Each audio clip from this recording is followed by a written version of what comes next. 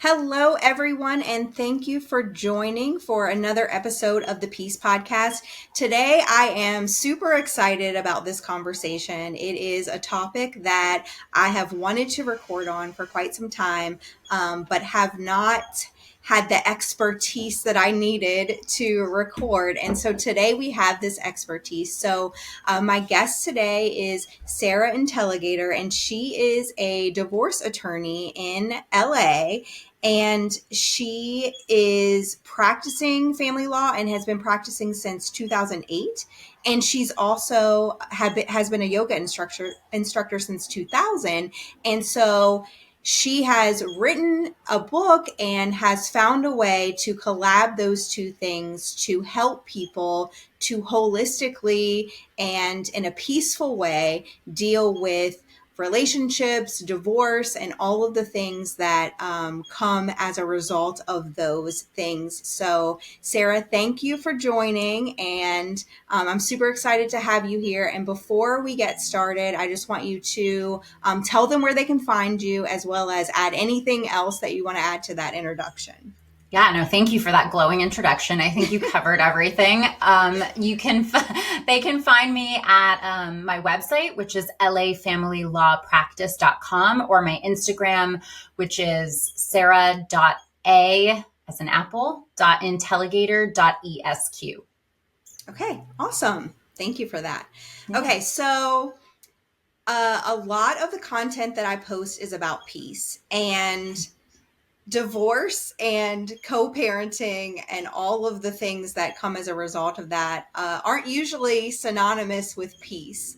And so I'm really glad that we're having this conversation, because I feel like you have a handle on ways that we can adjust ourselves and our outlook and our mindset to make the situation more peaceful, but also practical application that we can use to ensure that even though we can't control the circumstance, we can still control how we're reacting to it.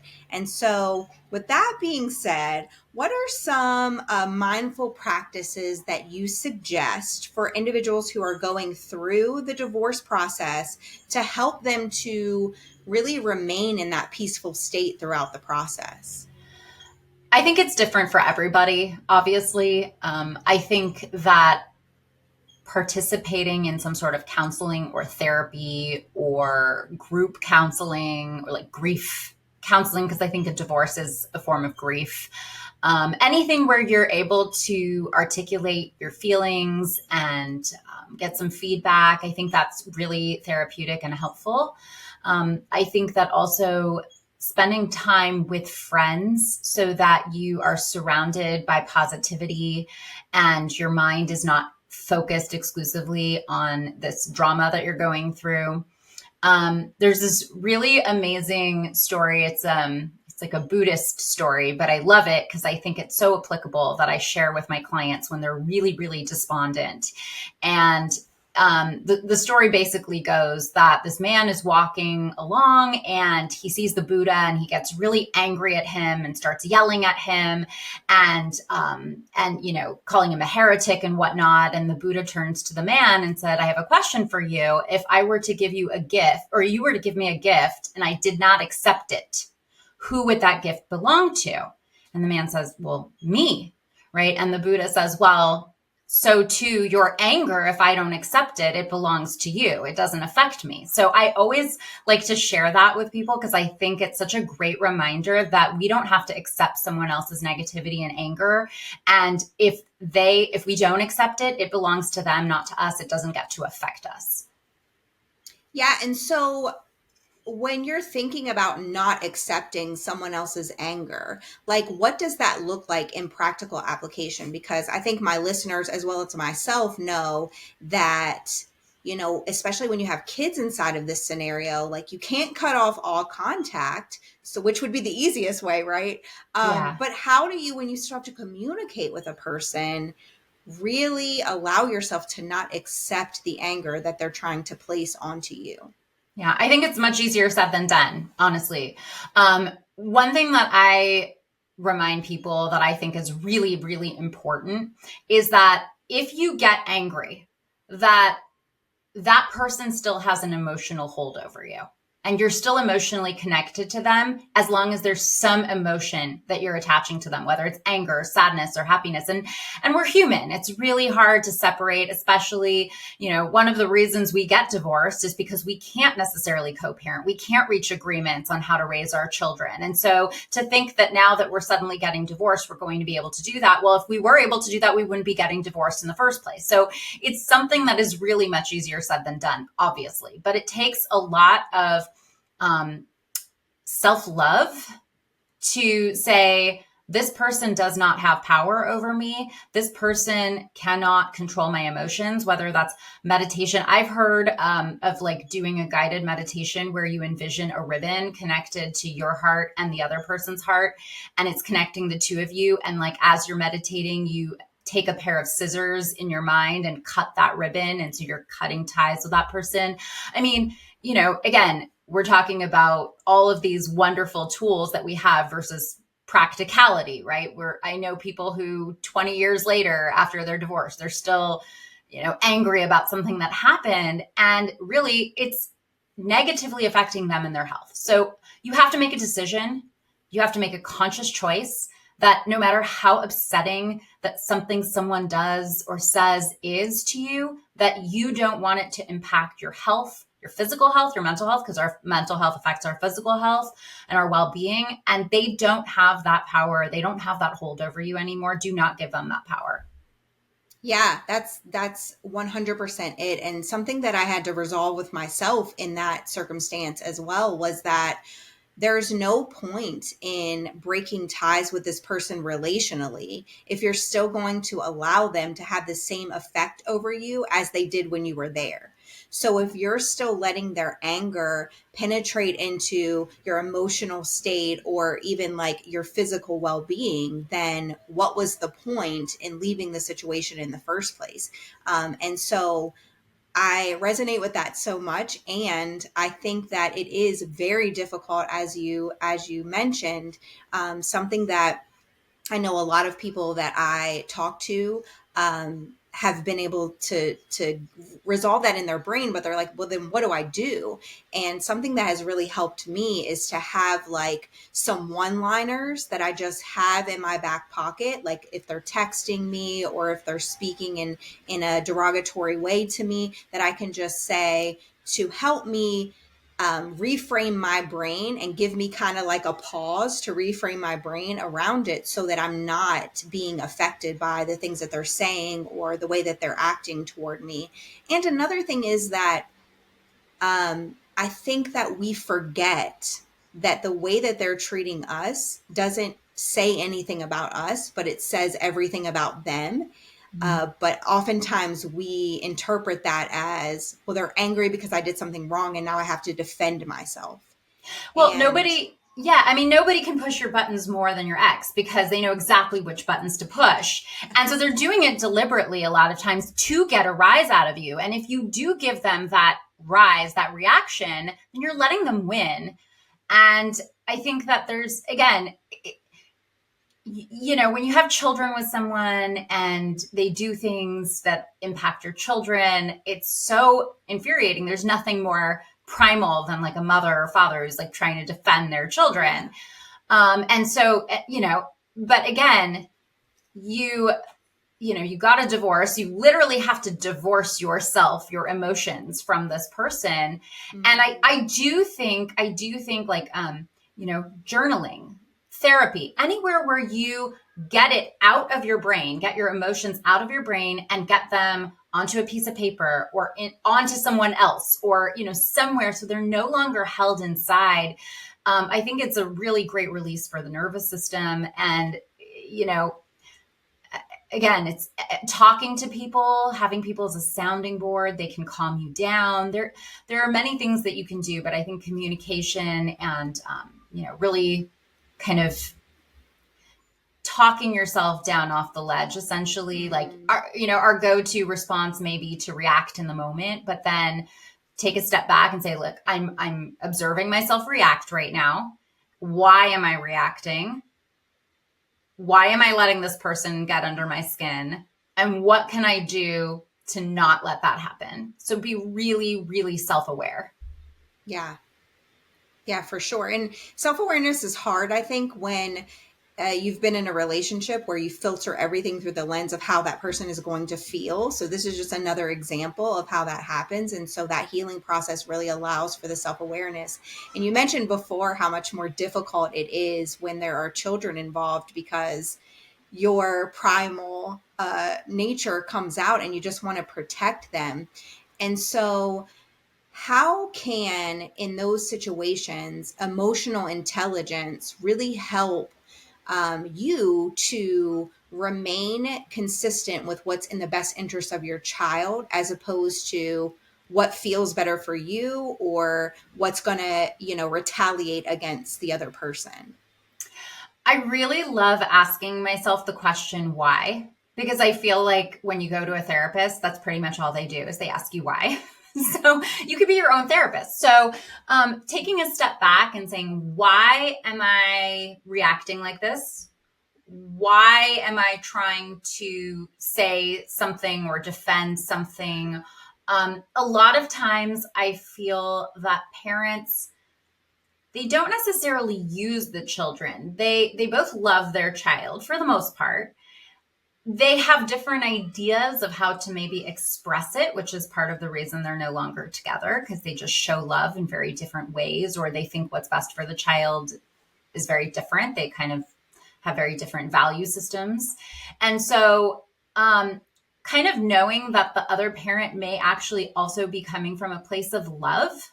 It's just that because you're so different, you weren't able to co-parent together. But the way that, like, for example, like a really good example that I see all the time is one parent wants to feed the child healthy, really healthy, wholesome foods, nutritious foods.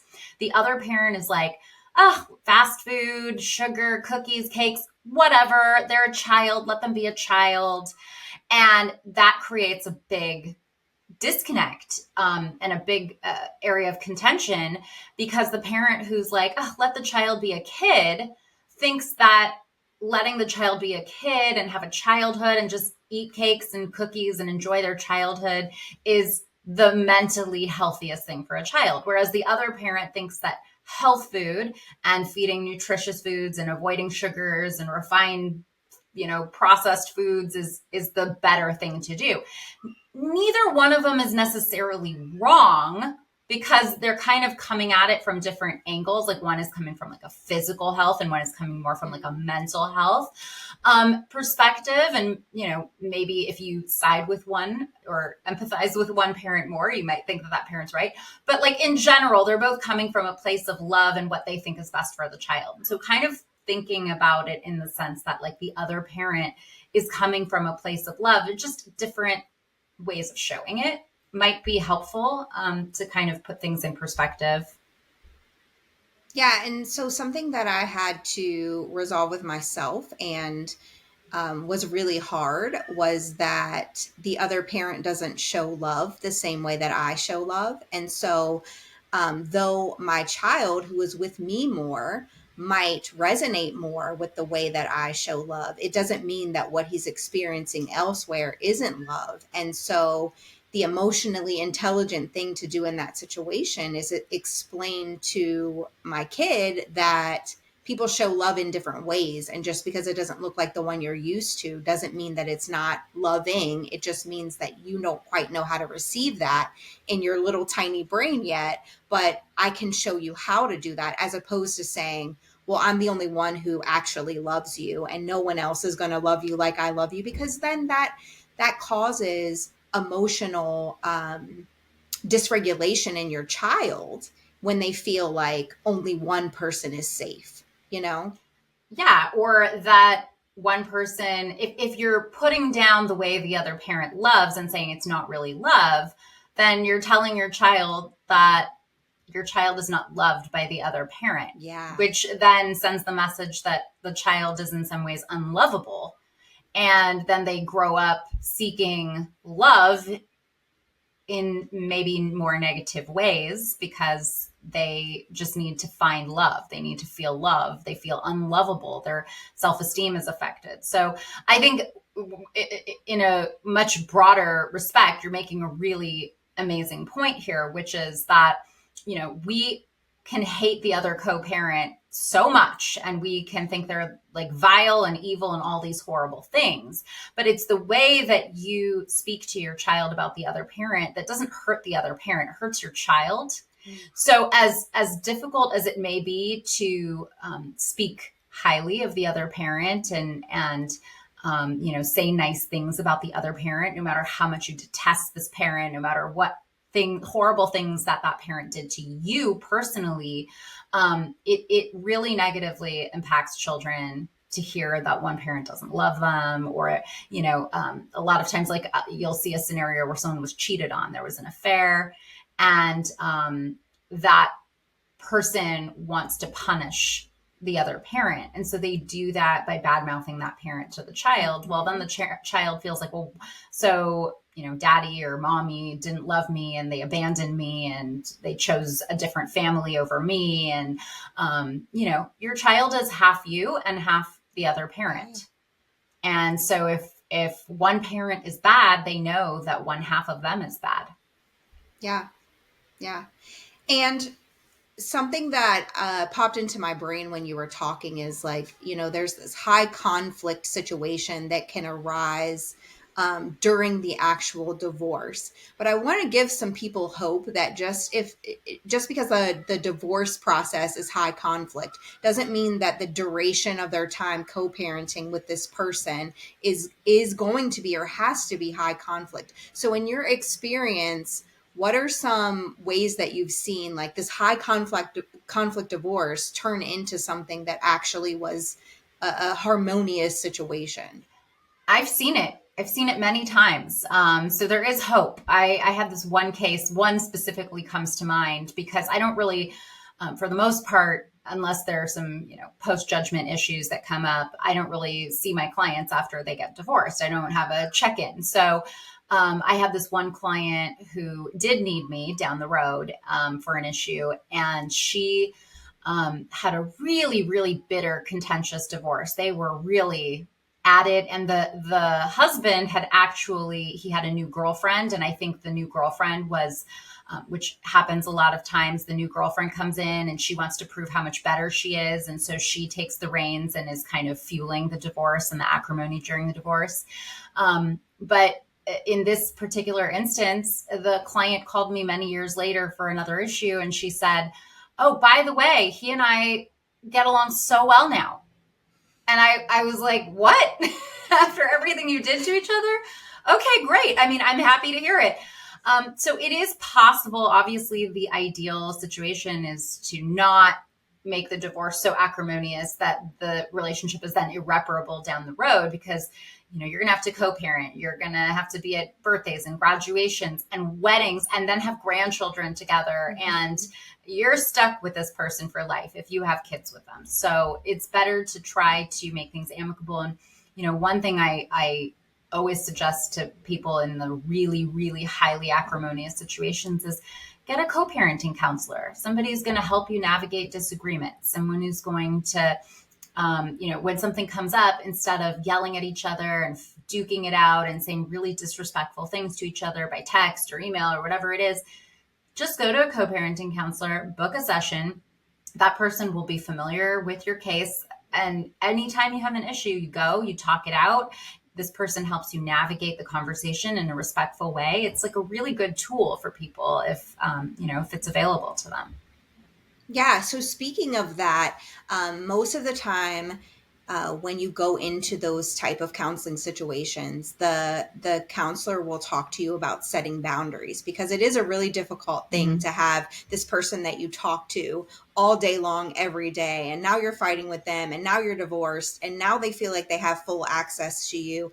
Like, how do you set boundaries without creating more conflict in these type of situations so that you can experience peace, but also so that the other person can as well? I think it's sort of, I'm going to give you the the lawyer answer, which is it depends.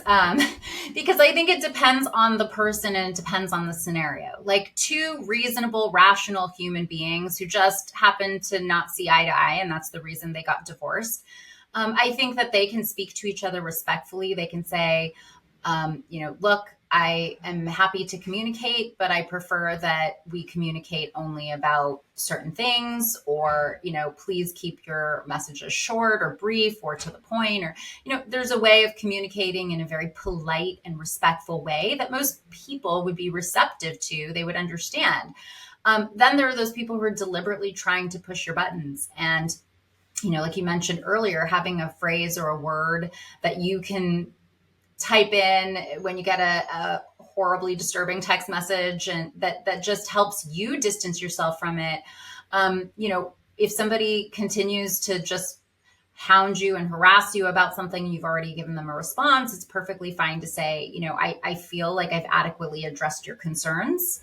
I'm happy to discuss further in a peaceful manner. I feel like we might not be able to do that right at this time. And so maybe we can take this back up when we've had some time to cool down and to think about it, right? There's a way of saying, we'll come back to this, but I'm only going to engage respectfully. And that's perfectly fine. Yeah. And I think that also creates like a peaceful situation for your kids, because even when you think your kids aren't looking, like the eye rolls or the side comments that you make when that person texts you, etc., like they see it and they know it. And for sure, if you want to be experiencing peace after this tumultuous situation, so do your children. And they deserve to have a peaceful existence despite the changes that have happened to them. So how do you think or what do you think is the best way to model that peace for them and to let them know that they're safe, even though these changes have occurred for them? I think the best way to do that is to support their relationship with the other parent. I mean, assuming it's a healthy relationship and there's no abuse or horrible things going on. I think to show that you are supportive of, like, would you like to call dad? Would you like to call mom when it's your time, even if there's no court order that requires it? If you ever want to speak to mom or dad, just let me know. I'm happy to facilitate the call. Like, if you ever want to see the other parent and it's not their quote unquote designated time, like, let me know. Let's make that happen. That's important. Things where you're really, truly, actions speak louder than words. And so where you're showing, not saying, but you're showing that you support the relationship. When the other parent comes to pick up the kid or you're dropping off the kid, you're saying hello, you're being friendly, you're being cordial, you're being respectful. There's no arguing in front of the child during the custodial exchanges, because sometimes that happens. Like, oh, you brought her back in dirty clothes, or why is she still wearing the same clothes? Did you even wash her hair? Did you even bathe her? Did you brush her hair? Oh my God. Or you say something to the kid, you bend down and go, have your teeth been brushed? How many days has it been since your teeth have been brushed? Where it's like, have been, right? Like using that, that specific language where it's like, no, you're not addressing the kid. Did you brush your teeth? Your have been is the implication is the other parent failed to do something that they were supposed to do. So if, for example, you notice that clothing hasn't been changed or hair is unbrushed or, the child is unkempt, again, that's a conversation that's reserved for private time between the parents, not in front of the child. Really just showing that you support the relationship is the best thing you can do for the child, because then they feel like they have permission to have a relationship with the other parent. A lot of kids feel guilty having a relationship with the other parent because they know that the other parent doesn't like the other parent, or one parent doesn't like the other parent. So they kind of tippy toe, or a lot of kids will do this sort of thing where they know that mom doesn't like dad. So they'll tell mom, oh, I don't like dad. I don't like dad. And then they'll tell dad, I don't like mom, or mom's so mean, or whatever. And then we have these court cases where both parties are coming into court and they're saying, oh, the kid said mom is mean or dad is mean. And they're both saying that. And then we have an evaluation, and the kid just meets privately with the evaluator. And the kid says, I love my mom. I love my dad. And the evaluator says, what is the one thing you wish could happen? And the kid just says, I wish I could be with both of my parents. I wish my parents would get along. It's always kind of the same thing. And then both parents break down crying, and, I tear up because it's so sad. That's, the kid is saying one thing to mom, saying one thing to dad, but the truth of the matter is that the kid just wants peace between the parents and peace for him or herself. Yeah, and that loyalty bond is so strong because, the child wants to make both of their parents happy. They want to appease both of their parents. And so if they feel like they have to act as if they don't like one to appease the other, and then turn around and do the exact same thing in the opposite way when they go with the other parent, that creates such a feeling of conflict and chaos in the brain of the child because, one, they don't know how they actually process their own emotions because they're so busy trying to appease the other parents. But two, because they just want their parents to get along and because they just want the situation to be happy, it creates a level of intense sadness in them that they can't share with either of the parents because there's no safe place to put that sadness because it's not going to appease them. And that's just a really difficult situation to put a child in, especially when they don't quite truly understand their emotions to the level of an adult. Yeah. And so go ahead. No, you go.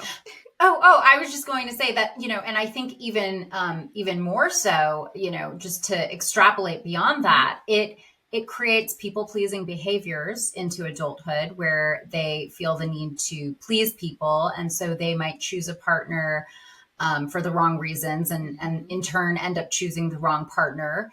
And then they also, again, feel like it also puts the child in the role of the adult and almost the adults in the role of the children, because now the child feels a compunction to take care of his or her parents as opposed to his or her parents taking care of the child. And that is also dangerous because a child should not be placed in the position of a parent or feel that he or she has to be, Yes, that's a lot of pressure to put on them for sure. Yeah. Yeah. And so when we're talking about this, I'm seeing like this line between the two areas that we're talking about, and it's kind of like, what do you need to be aware of for yourself, but also what do you need to be aware of for your child? Because there's two things playing out. It might feel really good for you to say the thing or do the thing that is reactive, but what you're modeling for your child is what they're going to replicate later in life. And so if you want them to have healthy relationships and you want them to move into spaces where they're not experiencing what you're experiencing at the moment with their other parent, then you have to model some sort of harmonious way to communicate and way to be in relationships. So if you were to talk to some of your clients later, because I know you don't get to, but if you were, what are like the top couple of things that you would tell them are the most important for them to remain mindful of? I do get to talk to a lot of them, unfortunately. It's a little bit of a revolving door, but one thing that I always say to them is to make sure they're communicating in a respectful way and that they're not involving their kids. I mean, pretty much a lot of what we've already discussed. Just as a reminder, sometimes it's so emotional and so deeply emotional, especially when it involves our children. I'm a mom, I have 2 kids, I understand. I think that it is so easy to want your child's loyalty and sympathy. You want your child to side with you against the other parent, like on a very deep primal level. When the other parent wronged you, you want your child to know that you're the good guy, especially in cases where there's been some sort of alienation or the other parent has said some things to the child that may not be true about you. and you want your child to know the truth about you. And I think that no matter how much you want to indulge that, I think that should be reserved for your friends, your family, your therapist. No matter how horrible the other parent is, I mean, unless they're an abuser and the other parent has, supervised visits or something like that, I think you have to be supportive of the relationship, because I just see how harmful it is to the kids when the parents are not supportive of that relationship. For sure. And something that you alluded to earlier was the ability to get your feelings out. Like, it's not wrong to feel what you're feeling. It's not No. wrong to want to talk to somebody about what's happening. But when it's your children, now you're tasking your children with holding on to your emotions, fixing your emotions, fixing the situation, mediating the situation. And none of that is their responsibility. So it's not about the talking, it's about the who you're talking to that really affects them. And I also think that kind of one thing to put things in perspective that could be helpful is that, your children, you, as a parent, you want what's best for your children. And you always, no matter what, like, you would take a bullet for your children. Like, you would do whatever is best for your children. And so if you think that talking to them about the other parent to make yourself feel better is good for your children, like, that is the opposite of what's true. And we do a lot of things for our children that aren't necessarily best for us because it's best for them. And so we need to continue to allow that mentality, that mindset, to permeate the divorce process and the post-divorce process, where we continue to do what's best for them, not what's best for us. That's so good. That's like the mic drop right there. That's so good. Because, all right, bye. But it's so true, because I think that we're able to self-sacrifice for our kids in so many different arenas. But this one kind of feels like, if I self-sacrifice and I do this thing that's not reactive, then I might lose to the other parent. But there's no winning or losing in this situation. The true loss will be to put your kid in a situation that's going to require decades of therapy later because you didn't do the right thing now, Yeah. So when you're thinking about the divorce process, the co-parenting process, just all parts of this, and we've talked about what to do for the kids. We've talked about a little bit of what to do for yourself, but what role do you feel forgiveness plays, or is there a place for forgiveness? Is it mandatory in order for peace to happen in these situations? That's a really good question. I think a lot of times we think that if we forgive, we have excused the other person. And I was actually just talking to someone recently who had a hideous, horrible divorce. The husband did some really, really vile and heinous things, not only to the wife, but to the children, and really unforgivable and inexcusable. And they've been divorced for like 12 years. They were married for over 20 years, but they've been divorced for like 12 years at this point. And she's still holding on to some, and she described it as disappointment. I said, I see it as anger. I still think it's toxic. I still think it's affecting your health negatively. You have to let it go. You have to let it go. And there's this concept actually in yoga that it's ahimsa. It's like literally means letting go, because holding on and obsessing over it is kind of the root of suffering. And so we have to let it go. I don't think you need to forgive in order to let go. But I do think that by staying angry, by holding on to those emotions, we almost feel like we need to do that, because if we don't, then we have excused the other person's horrible behavior. And what I said to this woman, I said, Nothing excuses him. Everyone knows what he's done. He knows what he's done. Because I've spoken to him too, actually. So he knows. And I had the benefit of talking to both of them. So, he knows what he's done. And ultimately, you don't have to forgive him or say that, he's absolved. You don't have to forgive him for him. He doesn't get that pass. But you have to forgive him for you in your mind. His behavior doesn't suddenly become excusable. But you cannot hold on to this anger for the rest of your life because you're living in a toxic stew. Like it is in your subconscious, it's embedded there, and it is actually affecting your health. So physical health.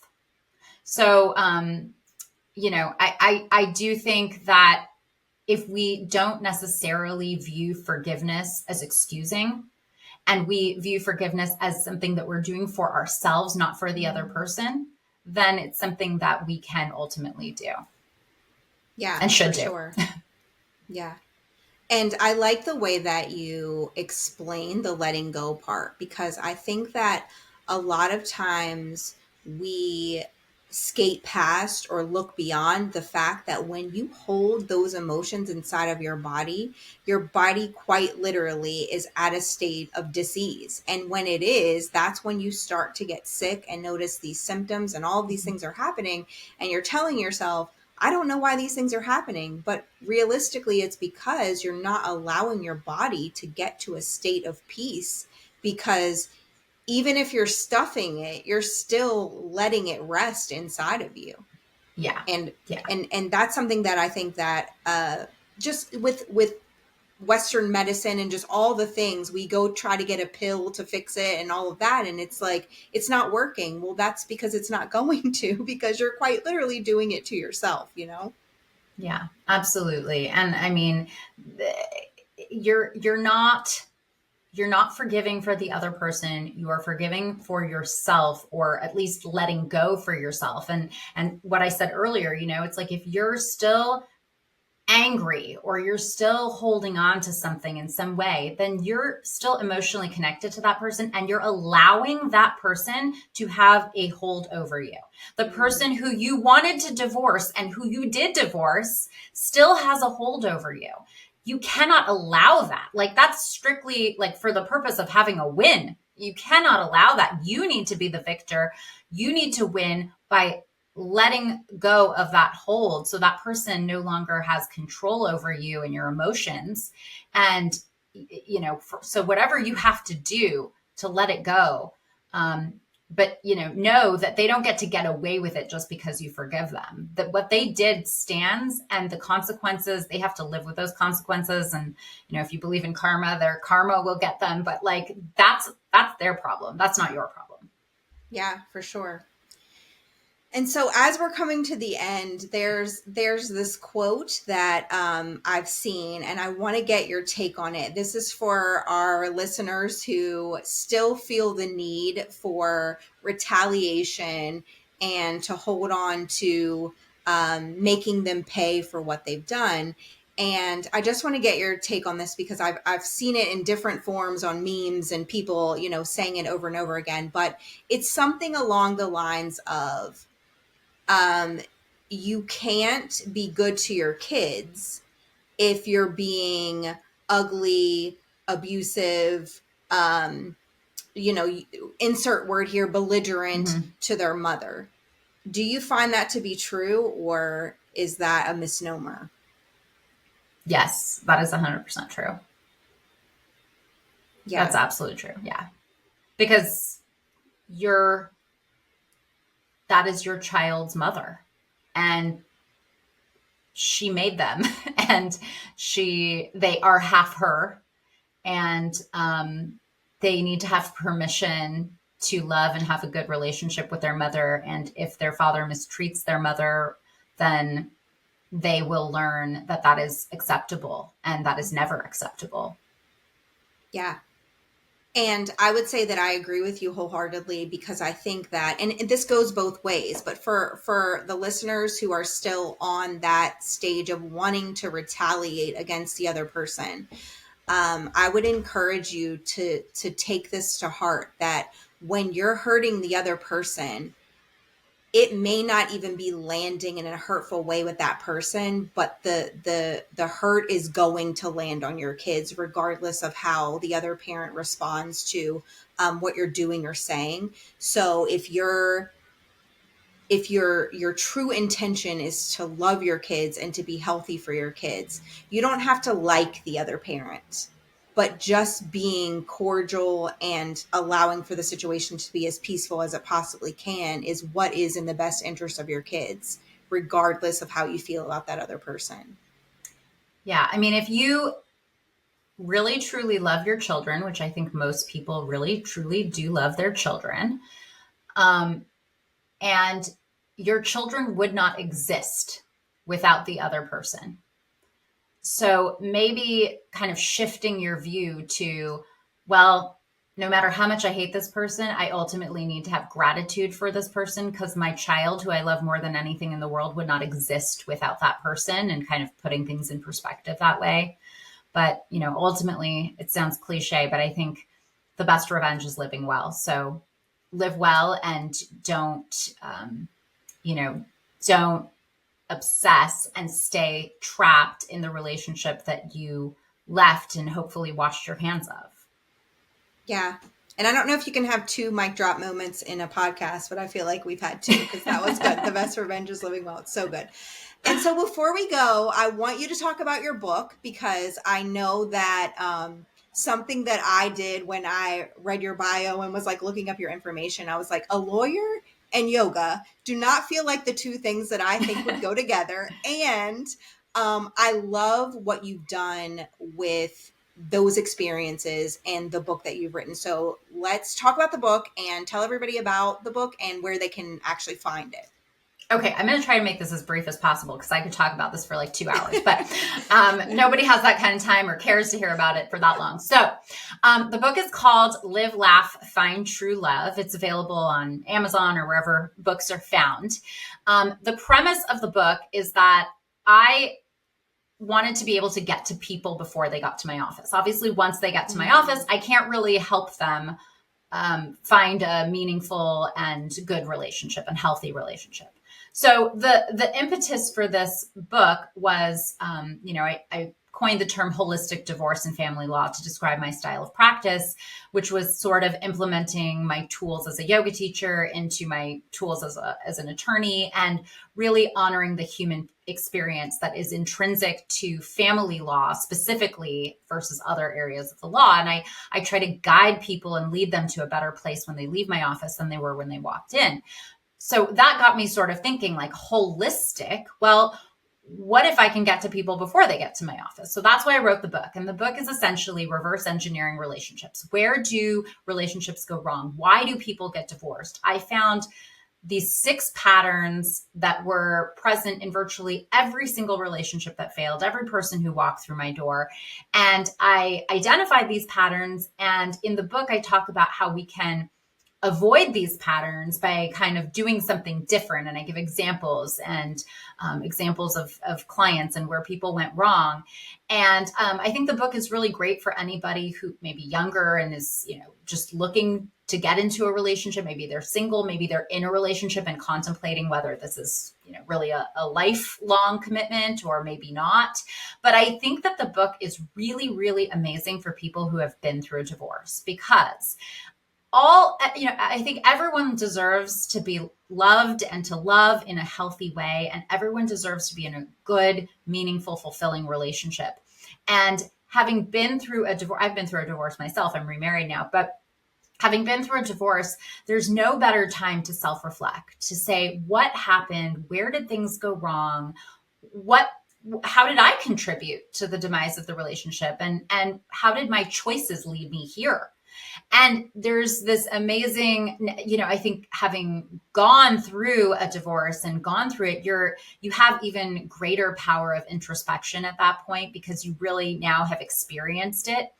So I think then the tools that I provide in the book for how to find a meaningful relationship can be really helpful, not only to help people reflect on where things sort of went wrong in their marriage, but to help them then go on to find that meaningful and fulfilling relationship. And I know so many people who have been married are like, oh, never again. But something I say in the book, and I really truly believe it, and somebody who has been married and is now remarried, I think that, the trick isn't to avoid marriage. The trick is to avoid the wrong marriage. And if you can find the right marriage and the right relationship, it doesn't have to be a marriage, it can be a lifelong partnership. But if you can find that meaningful, fulfilling partnership that makes you feel like you're the best version of yourself and pushes you to be the best version of yourself, then we all deserve that, because human beings ultimately want companionship. And to say, oh, I've been through divorce, it was terrible, I want to be single for the rest of my life, that's not the solution. The solution is to work the steps and to avoid the mistakes and the patterns that people make, and to find the right partner. So that's my condensed spiel on the book. Love it. And we repeat what we don't learn from. We continue and highlight in our brains what we focus on. And if all of that is the negativity of what you've been experiencing, then you're just going to keep repeating those patterns. So get the book, friends, because whether you've, like she said, whether you're single, whether you're in a relationship, whether you're thinking about getting married to the person that you're with, or you've been divorced and you want to be in a healthy relationship, it is so imperative to work on the things that caused you to be in this situation that you've been in the past, so that you don't repeat it for the future. So Sarah, I will put the link to the book in the show notes so that people can find it. I appreciate you and your wealth of knowledge. Thank you so much for being on the show and for sharing all of the things, because I feel like practical application is absolutely the best way to start and make the next step. So I appreciate you so much, and I hope my listeners do as well.